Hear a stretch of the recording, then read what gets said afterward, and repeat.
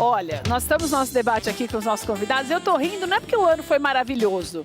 Na verdade, tivemos muitos problemas, mas a gente teve os que estão aqui hoje, que é o Azone, o Coronel Roberto e o Sidney, são as pessoas que estiveram mais tempo conosco, a Azone não no debate, mas sempre falando de economia, que foi uma questão esse ano muito em alta, por conta de muitos problemas. A gente começou a perceber a importância de todo o cenário econômico no nosso dia a dia, sabe com o quê? Com a greve geral dos caminhoneiros.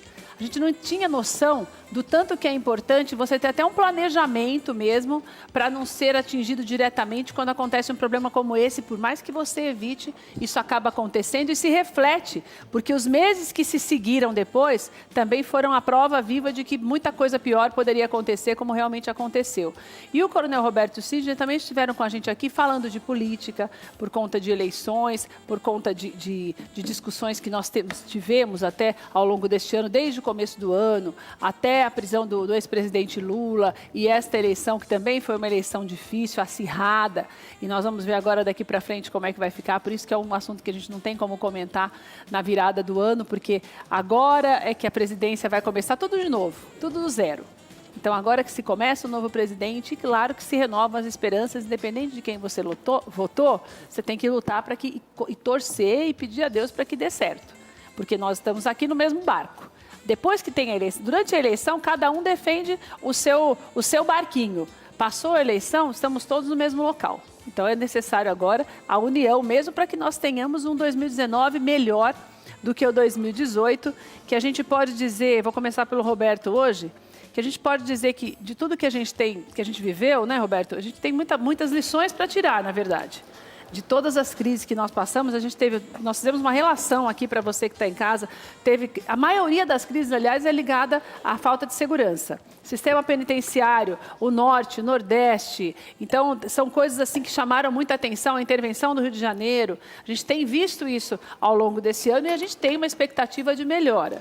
Mas qual é o balanço que você faz na tua área desse ano? Então, Keila, aliás, Feliz Natal difícil, ainda, né? Para todos. Estamos dentro do espírito natalino, né? E sempre esperando, augurando que dias melhores possam realmente amealhar no próximo ano, essencialmente, e a cada dia.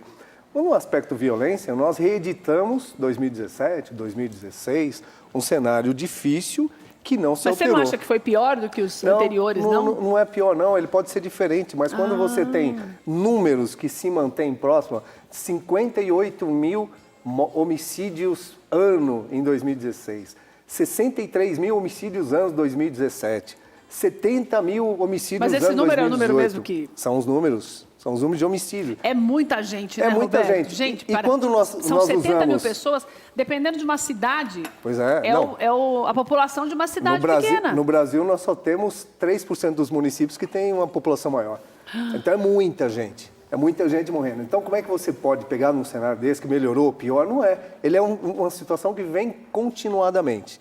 E a violência que nós refletimos pelos números é uma violência que está dentro de casa, porque nós continuamos com aquele padrão de cada 10 crimes graves, 7 acontecem dentro do eixo familiar. De cada 10 crimes sexuais, 7 acontecem com pessoas da relação com familiares, se não for o próprio pai, ou seja, nós continuamos com esses números degradantes que mostram que nós temos que fazer alguma coisa muito maior do que simplesmente analisar os números e buscar soluções mediatistas, porque não tem. Nós temos que pensar num processo de educação. E a maior prova que não tem essa solução imediatista é a intervenção. Intervenção é como se você tem que estancar alguma ferida e o que você tem? Eu tenho açúcar. Açúcar é a forma de você coagular o sangue? Não, mas é o que eu tenho. Então vamos jogar açúcar em cima e vamos ver o que acontece. Mas pode dar infecção. Pode, mas se não interrompesse aquela hemorragia, você morreria. Então são coisas assim, nós estamos dando paliativos. Para ficar menos pior. Pois é. Assim, né? Agora, qual é a causa da violência? Nós temos a violência no dia a dia, nós temos a violência nas mídias sociais, nós temos as pessoas se degladiando no trânsito, nós temos as pessoas se matando na sala de aula. Qual a motivação disso? Para mim, dentro da essência, a essência da família. Quando o pai tinha o pátrio poder, o filho não fazia, porque o primeiro crivo, era o pai. Hoje você deixa para que a polícia, na última etapa social, seja o interventor do processo de violência, do processo. Então não dá. Mas espera aí que esse assunto é o assunto do Sidney, que vai falar já. Já deixou em aberto. Porque o Sidney vai falar um pouquinho sobre os reflexos disso no nosso dia a dia. no sentido até de você... Eu não quero falar sobre isso agora, porque eu quero perguntar uma coisa importante para ele nesse sentido. Por isso que eu vou para o Alê primeiro. Porque o que eu falei, tá certo o que eu falei? Esse negócio da economia? Sim, a gente percebeu. Aliás, eu acho que começou esse problema todo. Nós tivemos um ano mais difícil também por conta da reforma da Previdência, que vai, não vai, a reforma trabalhista que foi, e a outra da Previdência que vai ficar agora para o novo presidente. Quer dizer, essa indefinição acabou levando os números lá para baixo, né? O principal pilar que... Os bons números lá para baixo, na verdade, teve um bom cenário e o ruim, né? Que a população ela teve que se adaptar, ela teve que se reorganizar, fazendo o seu replanejamento das suas dívidas, como se organizar, porque ela chegou num ponto de que ela não tinha mais para onde ir, então ela teve que realmente se inventar. Só que no meio do caminho, o que aconteceu? Veio a greve dos caminhoneiros, que realmente deu uma desestabilizada. Primeiro, porque as famílias elas estavam fazendo seus planejamentos, procurando preço, fazendo pesquisa, guardando dinheiro, fazendo todo... Tentando se livrar do desemprego, porque tem Exatamente. Isso também, né? De repente veio um fenômeno que foi avassalador, foi uma proporção tão grande e que todo o planejamento que ele fez, as notícias foram tão bombásticas que o medo de desabastecimento, o medo foi gerando que todo aquele planejamento fosse jogado fora e foram consumindo, se endividando para as coisas, para tentar ter produtos e aquele foi o momento do colapso. Os comerciantes ou os próprios industriais, eles estavam começando a ter seu momento de respiro com a produção, aumento de produção, a safra agrícola estava indo muito bem. Os produtos se perderam nas estradas, eles tiveram que se desfazer disso. Muitos estavam contando com esses produtos para se alavancarem. E o aumento dos preços também ocorreu por conta disso, né? Não é inegável isso, né? Você perdeu mercadoria que foi perdida, a tua oferta reduziu, então você não tinha aquela quantidade de produtos colocados no mercado. Lógico, ficou bem mais caro. Lógico que houve, assim, no primeiro momento, foi uma falta, mas depois... Alguns mantiveram aqueles preços como uma maneira de ajustar um aumento. Com isso veio a inflação, veio a perda de poder. A inflação, na verdade, ela não é só um aumento de preço. Eu vejo, a perda do poder aquisitivo. Exatamente. O teu dinheiro perdeu valor. Mas eu quero saber o seguinte, na tua avaliação, este ano poderia ter sido ainda pior ou foi muito pior do que nós esperávamos? Porque nós vínhamos numa esperança, né, Roberto? Até no ano passado, Roberto participou do nosso último debate do ano passado. Nós falávamos da nossa expectativa de melhora por conta do impeachment da presidente Dilma. Então, existia um cenário, né, Sidney? Também, acho que você também deve ter acompanhado isso. A gente tinha essa expectativa de que fosse um ano melhor, porque haveria... teoricamente, uma mudança. Mesmo que não se mudassem todos os caciques, se imaginava que alguma coisa fosse mudar para melhor.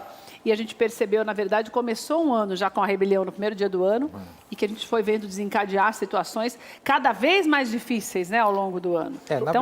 Nessa questão da evolução, realmente, tudo aconteceu, tudo que... Pior do que nós imaginávamos. Exatamente.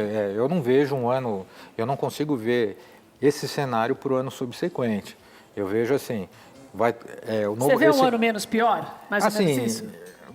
Tem que ver como que vai ser colocado agora a política econômica, como os agentes econômicos estão agindo. Já tem um aspecto positivo, que os investidores estrangeiros já apoiam esse novo governo. Então, quer dizer, isso já é um sinalizador de que tudo pode dar certo. Lógico, a reforma da Previdência... Hoje, ela é importante ser feita por causa daquela PEC do teto, que congelou por 20 anos o gastos públicos. Então, se não, ou vai ter que revisar essa PEC ou faz a reforma da Previdência. Como são duas PECs, ou seja, duas propostas de emenda constitucional que têm o mesmo peso modificativo, é difícil você fazer essa alteração. Então, o governo tem que ver qual delas ele vai debruçar.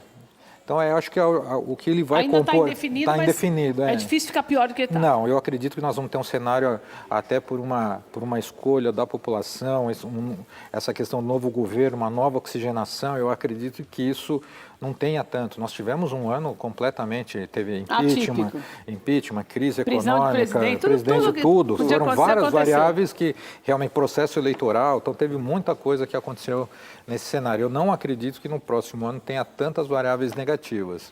Ô, Sidney, sabe que eu acho a profissão do Sidney, ela, na verdade, eu acho tão valorosa, Roberto, acho que você também concorda comigo, que a gente vê esse lado social, que se nosso país tivesse a cultura de analisar melhor os comportamentos para criar novas possibilidades, não só de trabalho, mas até em nível educacional, nós teríamos uma outra realidade. Talvez soubéssemos lidar melhor com esses problemas, que, se você for analisar bem, são problemas que podem acontecer com todo mundo. Na verdade, nós mostramos o macro porque é um país, mas é o que acontece na casa da gente. Uma hora você está bem, a pessoa está desempregada, perde dinheiro, não consegue negociar uma dívida no banco.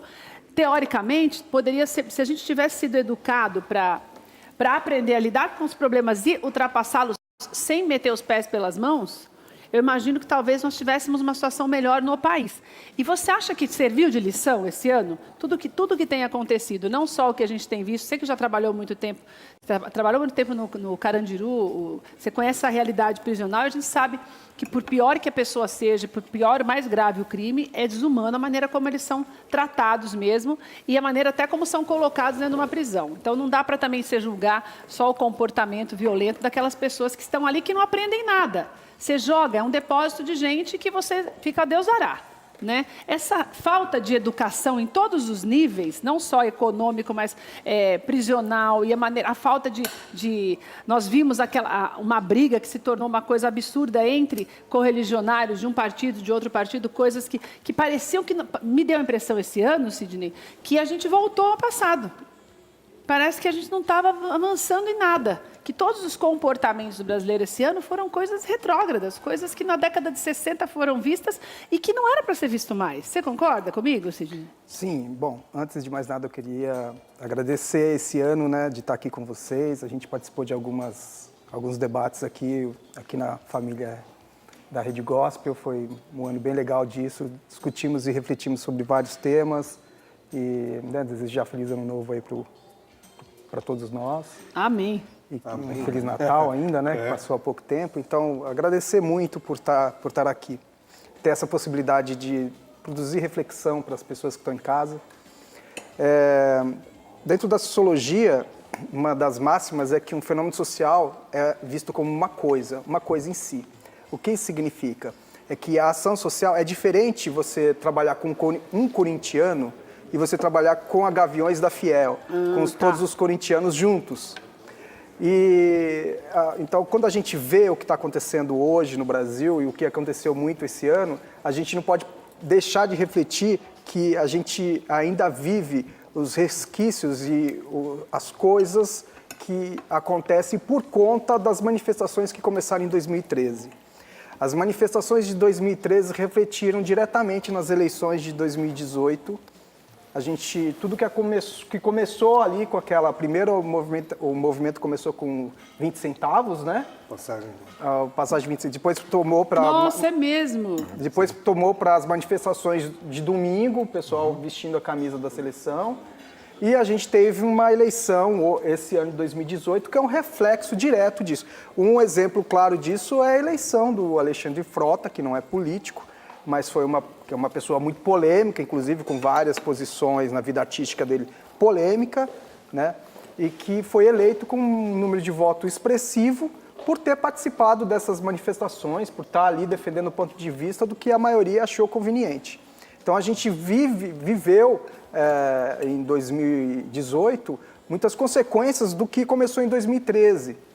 Mas, por outro lado, também a gente passou um ano com várias situações de intolerância. Né? Você falou aí do... Só um pouquinho. Então, você acha que esse reflexo de 2013, ele é positivo no sentido das pessoas, vamos dizer assim, reaprenderem a buscar os seus direitos, a se unirem para buscar os seus direitos? Isso é o positivo que você está vendo? O que eu estou dizendo é que nada é por acaso. Nada é por acaso. Tá. A eleição desse ano, os nomes que foram mais votados não apareceram do nada. Né? Ah. As questões não aconteceram agora. Fala assim, não, foi em 2018, as pessoas acharam... Não. Isso tudo vem sendo pensado e decidido por um grupo de pessoas há muito tempo. Tá. Como eu disse, é diferente você pegar o apoiador de um político X ou Y sozinho. Quando eu pego ele em grupo, é diferente você analisar um corintiano e a Gaviões da Fiel. Quando você pega em grupo, aquelas manifestações de 2013, a gente pega isso vendo num grupo e de maneira objetiva no voto que se expressou em 2018, a gente vê isso sim, é um voto consciente. Essas pessoas decidiram isso Elas lá atrás. sabem o que querem. Sabem o que querem. Você pode concordar ou não, mas as pessoas decidiram isso lá atrás. Né? Isso estava muito claro nas passeatas. Né? A gente está com reflexo disso tudo. E a maior prova disso, se for pensar, tem muito sentido, né, Roberto e Ale? Total. Porque, na verdade, nós vimos dois polos completamente opostos que não arredaram o pé. Você não vê, por exemplo, você não viu um petista votando no Bolsonaro, mesmo ele ganhou a eleição, e isso já começando a ser explícito logo no começo do segundo turno, como você também jamais veria o contrário. Então, na verdade, esse posicionamento, você acha que é positivo para a nossa cultura? Eu acho que é positivo. Independente de avaliar o que é, se é o posicionamento certo ou ruim, mas você começar a se posicionar para mudar, mesmo que seja se mudar de acordo, porque a gente quer mudar também o que é de acordo com o interesse da gente, isso é óbvio, né? Ninguém pensa no macro, essa que é a verdade, né? Porque senão teríamos decisões muito diferenciadas em todas as áreas. Mas você acha que isso é positivo, Sidney? É claro que sim, porque decorrência as pessoas que não estavam acostumadas a se manifestar, a expressar sua opinião publicamente, foram para a rua e se manifestaram, e agora essa sua posição fez uma transformação por meio do voto. As consequências disso saberemos no futuro. Então, o passado interferiu no presente e vai formar um novo futuro. Saberemos disso no futuro o que vai dar. Mas as pessoas foram para a rua e decidiram, não queremos mais isso, queremos isso agora. A maioria ganhou, viva a nossa democracia. Né? Isso é democracia. Isso é democracia. Certo. A maioria ganha e a minoria é respeitada. Tá. Esse processo, e tem que ser um processo de construção, porque nós estamos nos construindo sociopoliticamente há pouco tempo. É muito novo o processo. Quando a gente fala em 20, 30 anos na nossa sociedade, o que é? Um susto? É um processo natural e tem que se desenvolver. E toda vez que você tem justamente posicionamentos, porque o barulho dos maus é infinitamente mais insignificante do que o silêncio dos bons. Quando você começa a se manifestar, é onde começa a haver alguma mudança. E o manifestar não quer dizer que você está falando você é o certo ou errado, porque não tem certo ou errado na sociedade. Isso, na verdade, foi o que aconteceu com o impeachment do Collor, né? Depende de parâmetros, que nós tivemos esse vácuo no meio, na verdade. O Collor foi uma onda, né? Foi repentina. Mas foi uma onda que, em cima na dos verdade, marajás, depois daquilo ali, nunca mais... Mas não houve uma preparação, como o Sidney colocou, desde agora, 2000, né? Já vem uma coisa acontecendo. Mas o que eu quero dizer é assim, que depois do Collor, teve um período de estagnação muito grande onde ninguém se manifestou por conta de nada. Porque quando você se frustra, toda vez que você cria grandes expectativas, você cria grandes frustrações. O Collor foi uma grande frustração, poderia ter sido um grande sucesso, foi uma grande frustração. Então, aqueles que se manifestaram, agora eu me calo. Na hora que eu falei não deu certo, então vou me calar. Agora nós estamos num processo de construção e vai levar um tempo ainda. Nenhum governante consegue resolver os problemas do Brasil, porque os problemas do Brasil não estão situados, eu sei onde está o problema, vou e resolvo.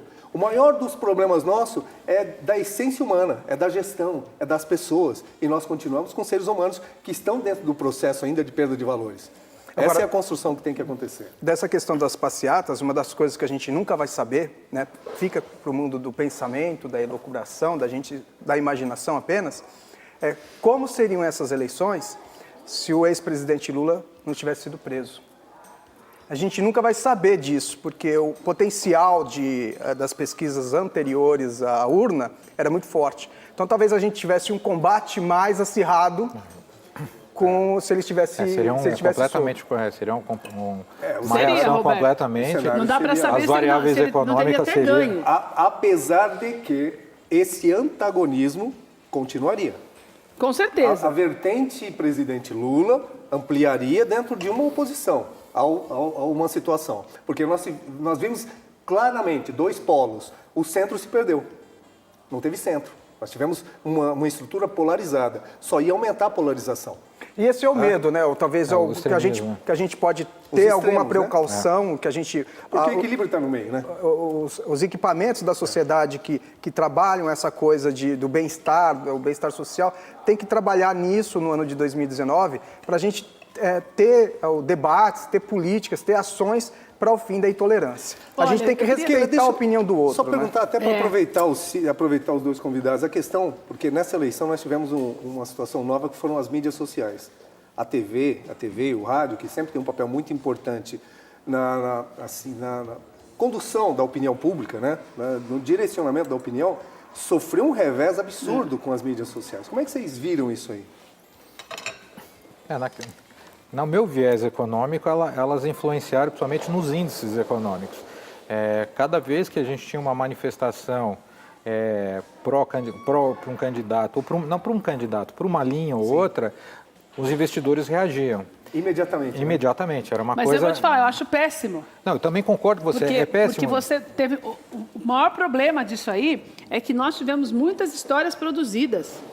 E isso, na verdade, não influencia só São os fakezinhos. Não influencia só no resultado da campanha. Mal, né? Isso influencia no nosso dia a dia de uma maneira que esses números, eles podem ter sido mudados porque são ludibriados, porque as pessoas acreditam em tudo que elas leem, elas não checam.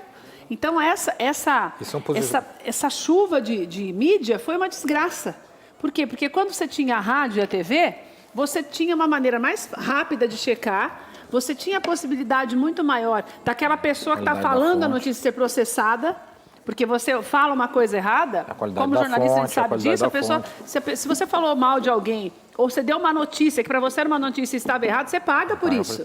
E a mídia, a internet é terra de ninguém. Por mais que eles tentem controlar isso, e eu acho isso péssimo, porque você cria uma nova geração com esse embasamento que não existe, na verdade, né, Sidney? É péssimo, mas é irreversível. Irreversível. Só fechando esse conceito do econômico, é até uma questão assim preocupante, porque se lembra, cada pauta que nós fizemos aqui, o dólar explodindo, uma hora era o juros, uma hora a gente ficava só perdido. Tentando imaginar o que seria menos pior, né? Eu acho assim, existe uma falha, eu acho que a gente conversava até um pouco antes de entrar no ar, era justamente essa questão. Nós tivemos dois governos que tiveram uma situação parecida, foi do Collor e da Dilma, onde você teve uma crise política e uma crise econômica. Toda vez que você tem uma crise econômica aliada a uma política, o presidente tem a chance de cair. Foi o que aconteceu com o Collor e foi assim que aconteceu com a Dilma. Todos estavam preocupados com o seu bolso por causa da recessão que estava chegando no colapso, apoiaram. Tanto que o governo seguinte, que é o do Temer, tem a crise política, mas a econômica não, tanto que ele permanece. Então, mostra-se que um é atrelado ao outro. Mas a gente teve um momento muito forte no governo Temer, que balançou muito o governo, foi a greve dos caminhoneiros. Foi. E se eles tivessem ficado mais uma semana, o governo teria caído, na verdade.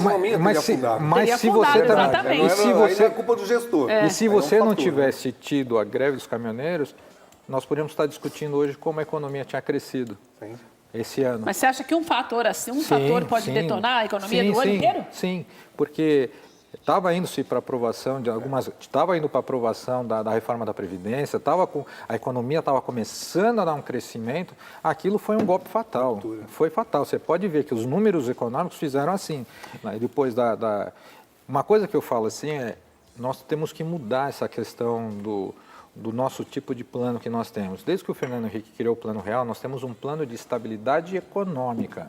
Ué, não é isso que é para ter? Não, nós temos que ter o famoso Plano Nacional de Desenvolvimento. Ou seja, promover o estabilidade vai ficar parado. O que acontece? Para frente. A estabilidade econômica é você ter um padrão monetário que dê condições de todos nós termos não tem a inflação, é o controle da inflação, basicamente. Então, como nós vimos de processos de inflação de 80% ao mês, e isso era uma coisa que a gente perdia o poder do dinheiro muito rápido, era uma perda na economia, porque você tinha que emitir moeda, isso custa uma fortuna, emitir moeda. Então você criou um plano de estabilidade econômica, então você nivelou, você não tinha inflação, seu dinheiro tinha uma força no mercado internacional, beleza. Só que e o crescimento econômico? A gente não cresceu, vai sofrer as consequências disso nesse ano. Nós tivemos uma desindustrialização, nós não tivemos uma entrada de produtos importados, a indústria praticamente se desativou com a importação de bens.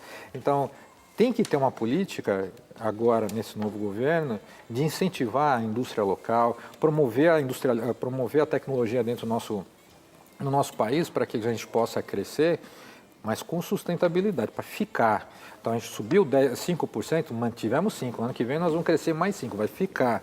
Não é que ele sobe 5%, volta, sobe 5%, vai por causa de uma fake ou por causa de uma estabilidade política. Nós temos que ter crescimentos constantes. Olha, tenho 2 assuntos para falar antes da gente terminar, que eu quero falar, que é o caso Marielle. O caso Marielle, eu vou falar de vez em quando você para pensar, é uma coisa tão absurda que simplesmente o mundo fala sobre isso, o mundo cobra disso e o governo finge que não existe. Eles nunca, agora, um mês, 2 meses atrás, é que eles falaram que já sabiam, que acham que sabia quem era.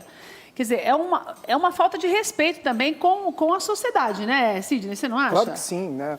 Fora a violência em si, de matar uma pessoa, né? Acabar com a vida de um ser humano, o que ela representava dentro da sociedade. Ela teve os seus eleitores, ela tinha a sua posição política, que foi destruída pela intolerância. Então, novamente, esse ano de 2018, a gente tem vários e vários casos e situações de intolerância que a gente pode citar. Por isso eu disse aqui que em 2019, se a gente pode evoluir em alguma coisa, é a gente criar meios, criar sistemas de trabalhar a intolerância, de respeitar a opinião do outro.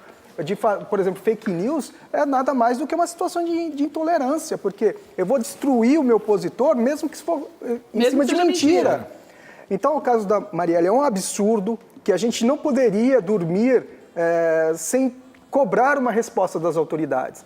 Colocar a cabeça no travesseiro e esquecer disso, falando, deixa pra lá, no Brasil é injusto mesmo, essas coisas acontecem. Não, essas coisas não. Às vezes as pessoas que saíram pra rua pedindo dignidade vão se indignar com isso, porque isso foi lá com uma vereadora do Rio de Janeiro que tinha uma luta social com o seu grupo político, com as suas causas. Muitas pessoas podem não gostar dessas causas que ela defendia e que não dá acham elas que... o direito de eliminar a pessoa. Exatamente. Mas quando esse tipo de situação começa a acontecer, acontece lá com o outro, a gente vira as caras, quando você menos percebe, isso está acontecendo dentro da sua casa. Que é o que a gente tem visto, com seus amigos e com seus parentes. Tem 2 aspectos aí que são importantes. Primeiro, que o caso Marielle é emblemático, mas as Marielles no Brasil são... Mas é um caso que chama mais atenção, mas né, deixa eu Alberto? explicar. Até pela... Mas não deveria. Por quê? 98% dos homicídios, 98% dos homicídios não são... Só 2% das pessoas que cometem homicídio são realmente processadas, condenadas e cumprem a pena. Então a gente tem que considerar normal isso? Não é normal. Do mesmo jeito da Marielle, por quê? Porque aí não é uma vertente de violência, só é uma vertente, pode ser de violência e política. Como o Celso Daniel, até hoje, tem muito mais tempo e também está no silêncio das catacumbas. Nós temos vários outros, Toninho do PT, tem vários. Marielles tem vários. Agora, vamos falar da violência, vamos falar como violência. Todo dia alguém está sendo assassinado.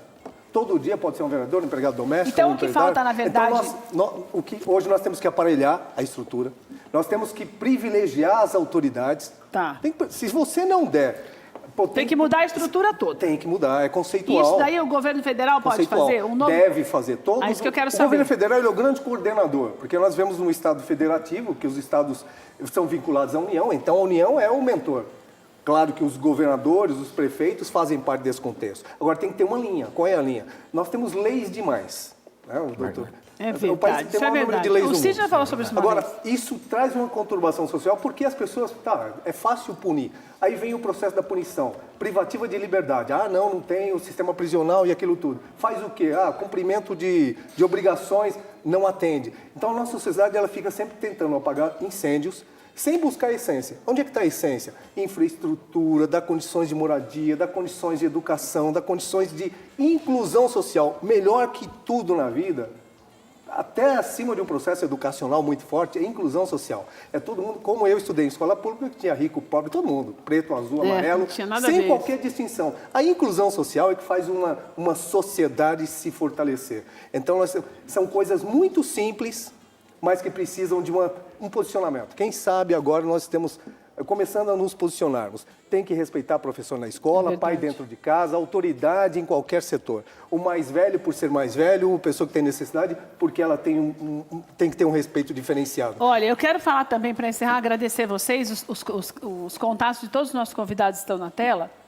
Mas você sabe que quando o Roberto estava me falando, eu me lembrei de algo que eu considero bastante emblemático, que eu quero até encerrar esse debate falando sobre isso, que é o Tiririca. A eleição do Tiririca, ela é a maior prova de que nós não aceitamos as diferenças.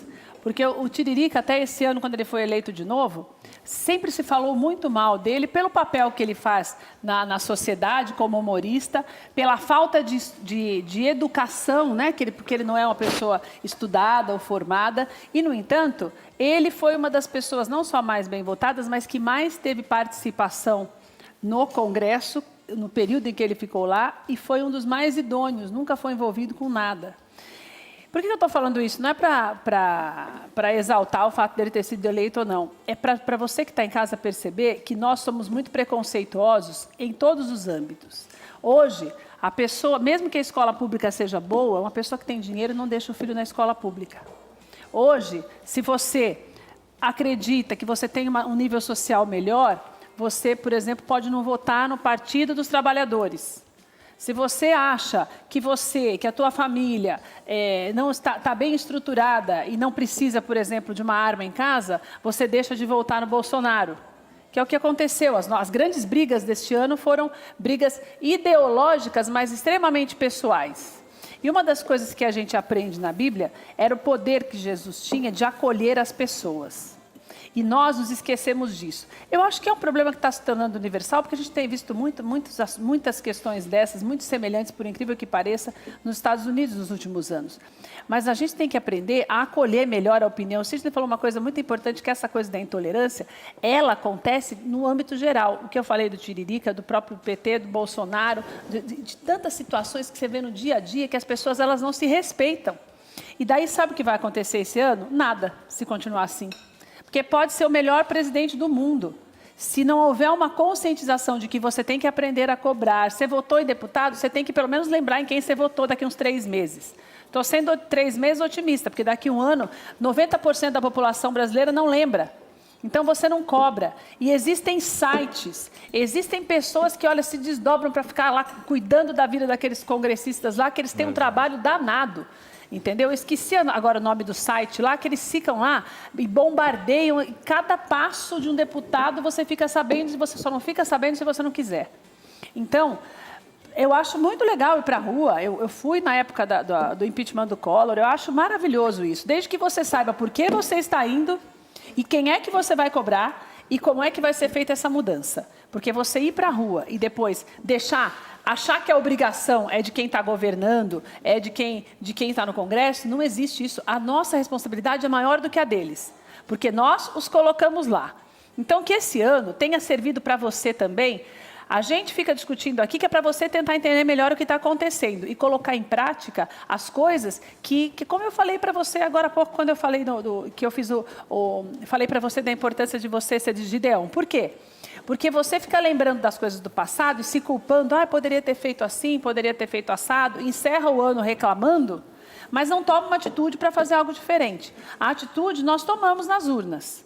E a nossa ideia é que seja diferente, e depende de nós também essa diferença, porque você precisa ter um posicionamento que seja educado e não agressivo, que seja tolerável para que as pessoas não fiquem se matando na rua, ao invés de tentarem buscar o que é de positivo em um e no outro para poder ter realmente o equilíbrio, porque de qualquer forma sempre vai ter oposição, e ainda bem, porque senão também todo mundo ia concordar com tudo, não existiria o mundo. Agora, seja coerente. Deixe as coisas do passado para trás, aproveite essa semana para você botar a sua casa em ordem e a sua cabeça em ordem, para começar esse ano limpando a tua vida daquilo que você também viu, porque, como nós falamos, é o país inteiro, todos nós somos um país. A mudança, parece jargão falar isso, que a mudança começa de nós, mas sinto muito, não tem como falar diferente. Começa de nós. Até para você ser abençoado, por que quando eu falo para você oração? Porque oração é você orar e agir. Orar, ação. Você tem que agir. Quando você está na tua casa, com os teus filhos, para que ele tenha uma educação melhor, falamos de educação aqui, da importância, Você tem que agir, tem que ensinar. Para que ele não se enfie em dívidas já na adolescência, você tem que tomar cuidado com o que você faz e a maneira como você dá até mesada para ele. Para você ter equilíbrio no teu trabalho, você tem que ter um comportamento para que você seja respeitado, que é respeitar as pessoas. Então, tudo gira em torno daquilo que você decide fazer. Você sempre vai ser uma consequência daquilo que você da maneira como você decidiu agir. Não adianta você começar esse ano plantando espinho e achando que vai colher a rosa. Isso não existe. Então, que este ano de 2018, com tantos problemas, e nós, graças a Deus, sobrevivemos a eles, porque estamos aqui, que seja mesmo de aprendizado, para você começar este ano de 2019 sabendo que tudo pode melhorar, dependendo de nós, mas também pode ficar pior, porque não é lei de Murphy, não. Sempre pode piorar. Até na nossa vida pessoal, também acontece isso. Dependendo da decisão que você toma, você consegue deixar pior do que já está. Então, que esse ano de 2019 seja um ano mesmo para você falar, não, vou tomar as decisões certas, vou cobrar daquele povo para eles fazerem certo, porque eu quero viver num país melhor. Então, que você comece esse ano. Nós temos ainda essa semana, mas como é o último debate, já estou falando logo. Você começa esse ano, porque a semana que vem nós vamos imaginar e dar sugestões para você de como é que você põe isso em prática. Hoje nós só estamos lavando a roupa suja do ano, que é a nossa responsabilidade também, né, meninos? Obrigada, viu? Obrigado. A gente se vê no ano que vem, tá? Se Deus quiser. Um beijo para você.